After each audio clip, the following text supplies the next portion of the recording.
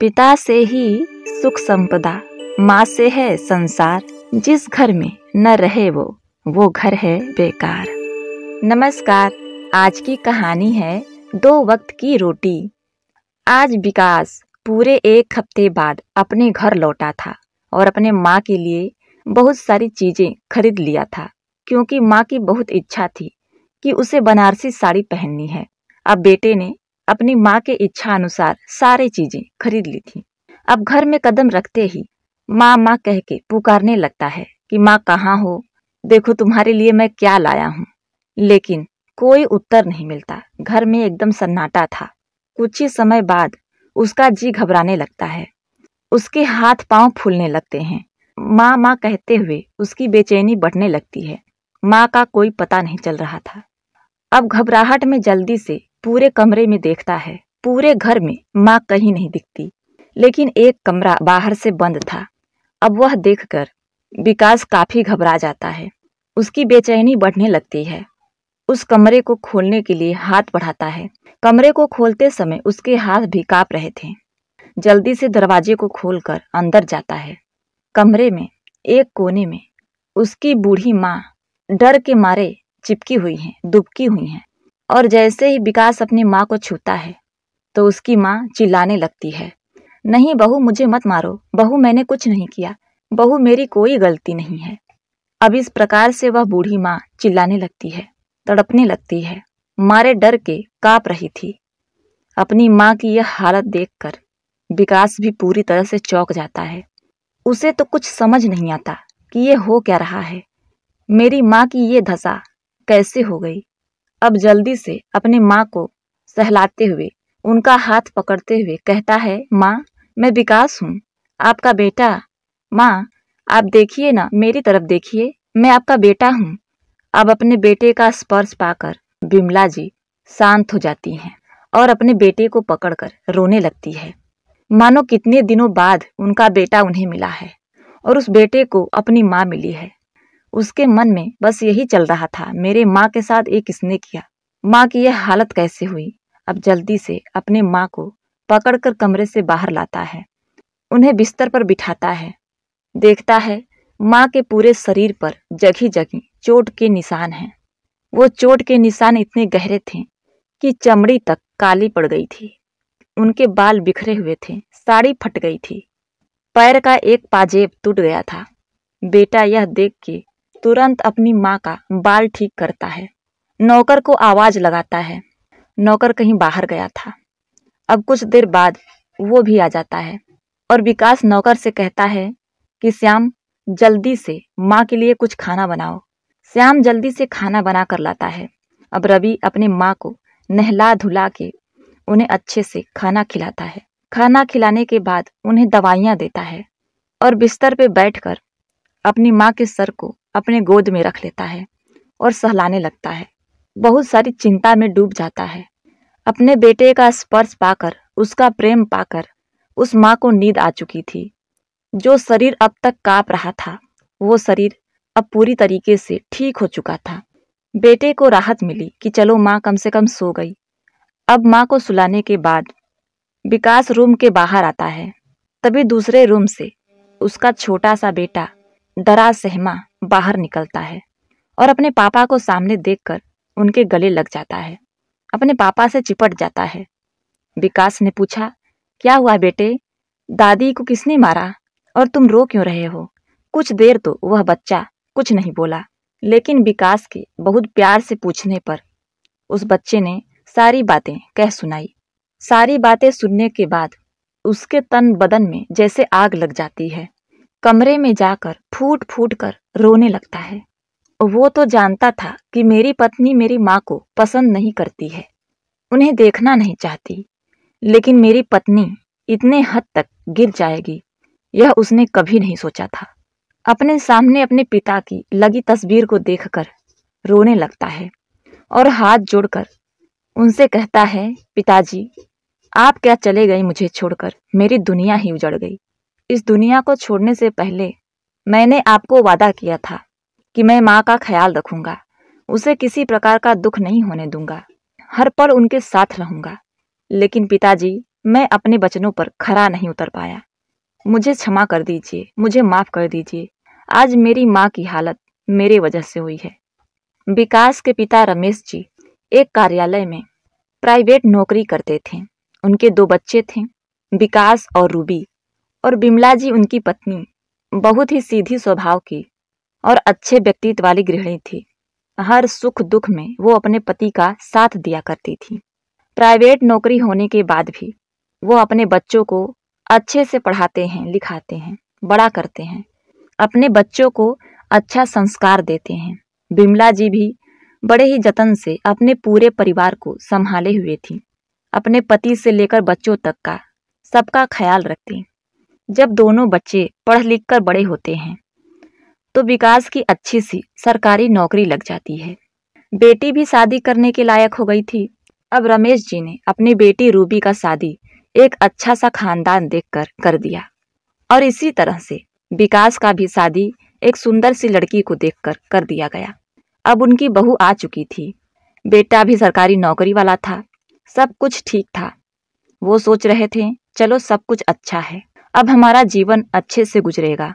विकास की नौकरी लगने के बाद विकास अपनी पत्नी के साथ शहर चला आता है और माँ और बाबूजी गांव में ही रहते हैं। अब कुछ समय बीतता है तो विकास को अपने माता पिता की याद आने लगती है। उसने सोचा कि मैं शहर में तो रह ही रहा हूँ, अपने माता पिता को भी शहर में बुला लेता हूँ।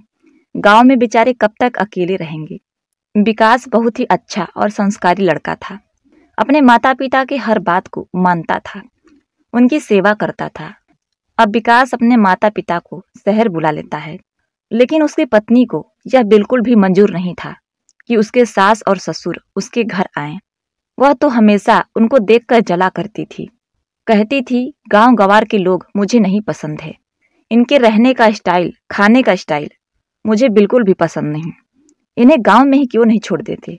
लेकिन विकास ने कहा मेरे माँ बाप हैं, मेरे साथ रहेंगे, जब तक जीवित रहेंगे तब तक मैं इनका सेवा करूंगा। विकास की पत्नी आरती अपने सास ससुर को बिल्कुल भी पसंद नहीं करती थी। अब जब विकास घर पर रहता था तो उनके साथ बहुत अच्छे से व्यवहार करती थी।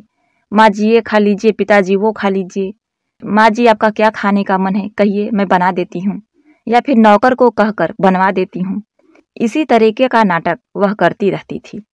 और जैसे ही उसका पति विकास अपने काम पर चला जाता था, वैसे ही उसका असली रंग सामने आ जाता था।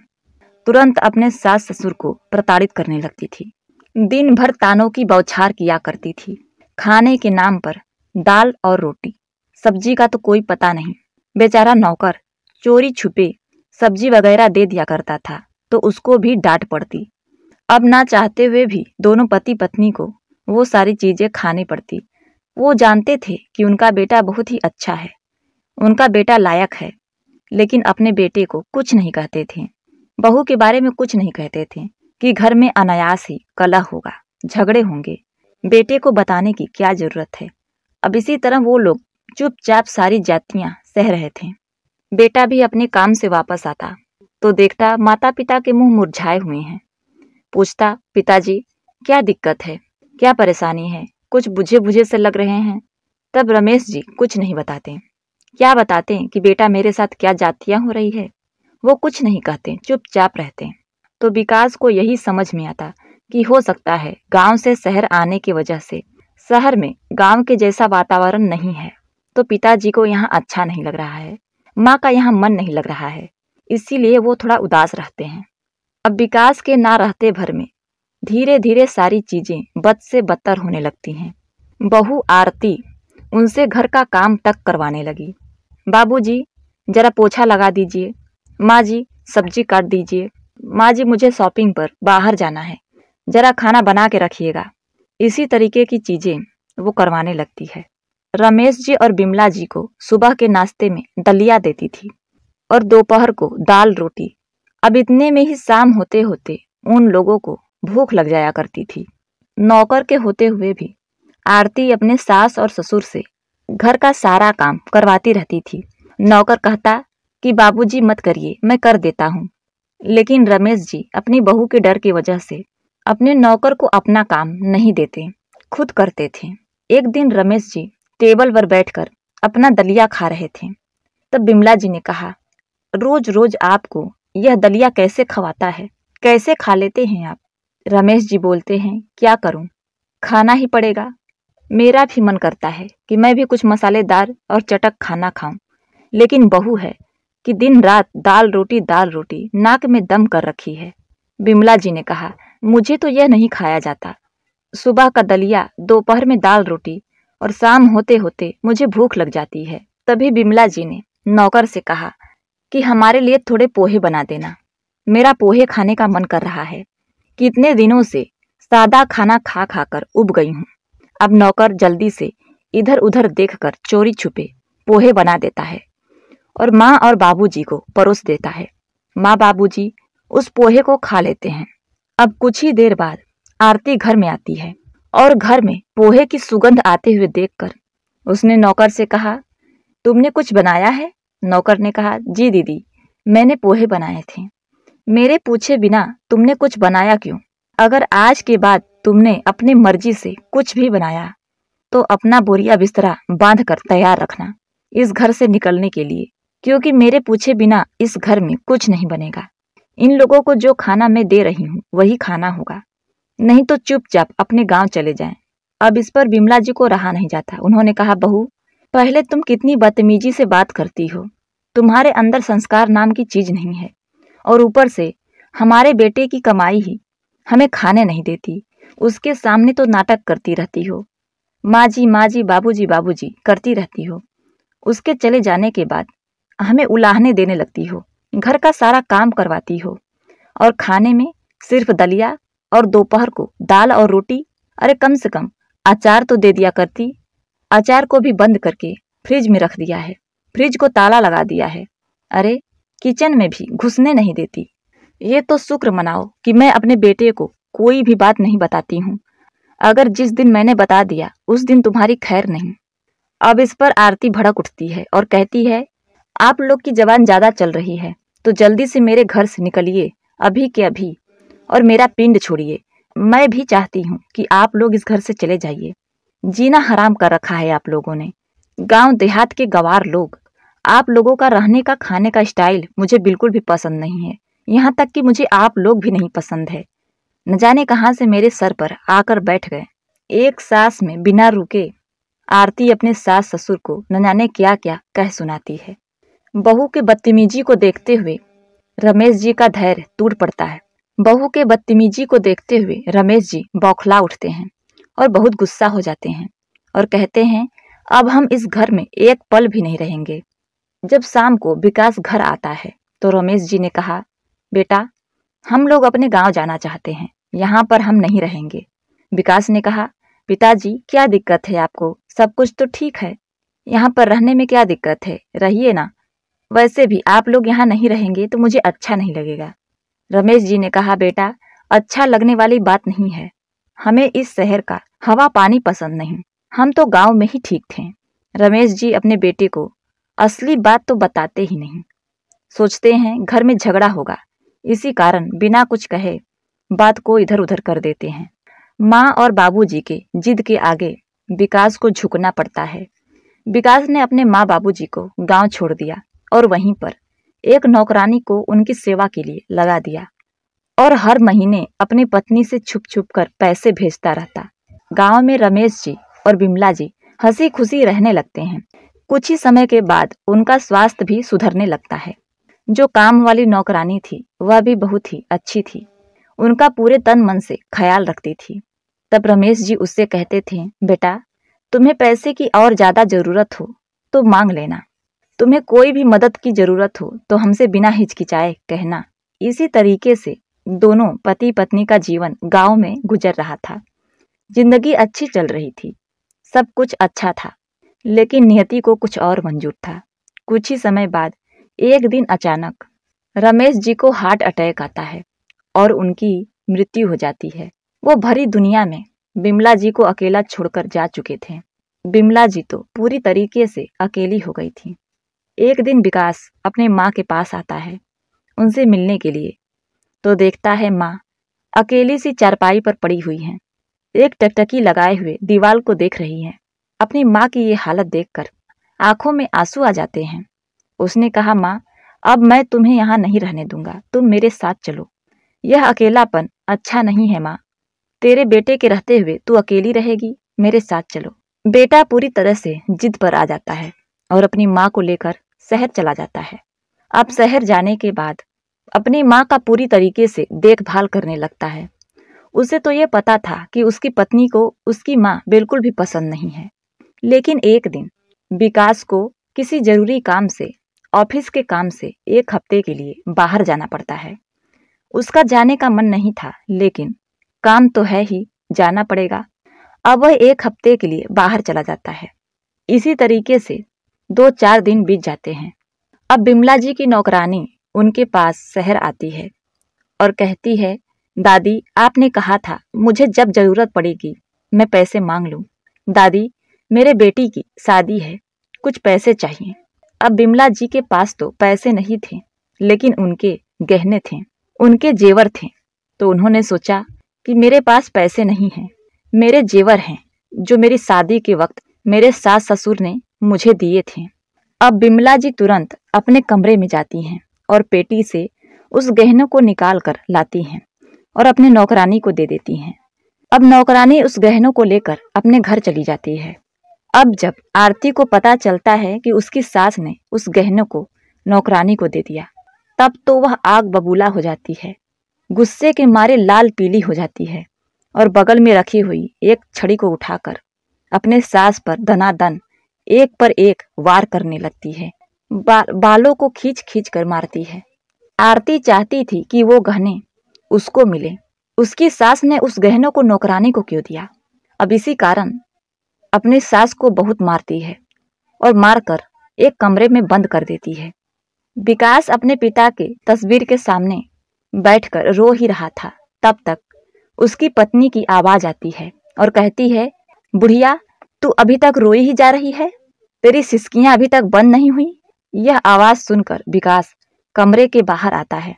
अब आरती ने अपने पति को अपने सामने देख लिया। तब तो उसकी हवाइयां गुम। वह तो सोचने लगती है उसने इतना कुछ कह दिया, उसके पति ने सुन लिया।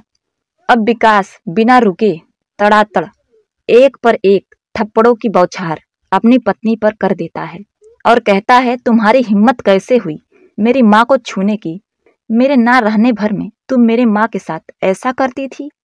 विकास के गुस्से की तो सीमा ही नहीं थी। लगातार थप्पड़ों की बारिश किए जा रहा था। अपनी पत्नी के हाथों को पकड़कर वह घर के बाहर निकालने लगता है। जिसने मेरे माँ के ऊपर इतना अत्याचार किया, उसको इस घर में रहने की कोई जरूरत नहीं है। आरती चिल्लाने लगती है, माँ जी, मुझे रोक लीजिए, मैं कहाँ जाऊंगी, मैं अपने बेटे के बिना नहीं रह सकती। तब विकास ने कहा, जब तुमने एक माँ से उसके बेटे को अलग किया था, गांव में रहने के लिए मजबूर कर दिया था, तब तुम्हारी ममता कहाँ गई थी? तब तुम्हें याद नहीं आया कि एक माँ एक बेटे के बिना कैसे रह सकती है? तो तुम भी अपने बेटे के बिना ऐसे ही रहोगी। तुम्हारी भी यही सजा है। तुम भी जीवन भर अपने बेटे के बिना अकेली रहोगी। कि नहीं, मैं अपने बच्चे के बिना नहीं जी सकती, मुझे घर से मत निकालिए। लेकिन जो उसने किया था उसकी सजा उसे मिल रही थी। अब विकास अपने बेटे और माँ के साथ खुशी खुशी रहने लगता है और इधर आरती दर दर के ठोकरें खाने लगती है। और विकास अपनी पत्नी आरती के साथ जो किया वो ठीक था या नहीं, आप कमेंट में जरूर बताइएगा। अपनी राय हमें जरूर बताइए। और हाँ, हमारे चैनल को सब्सक्राइब कर लीजिए, लाइक करिए, शेयर करिए। आपकी एक लाइक और सब्सक्राइब से हमें बहुत बड़ा मोटिवेशन मिलता है। आप लोग अपना सपोर्ट, प्यार इसी प्रकार बनाए रखिए। मिलते हैं नेक्स्ट वीडियो में, तब तक के लिए नमस्कार।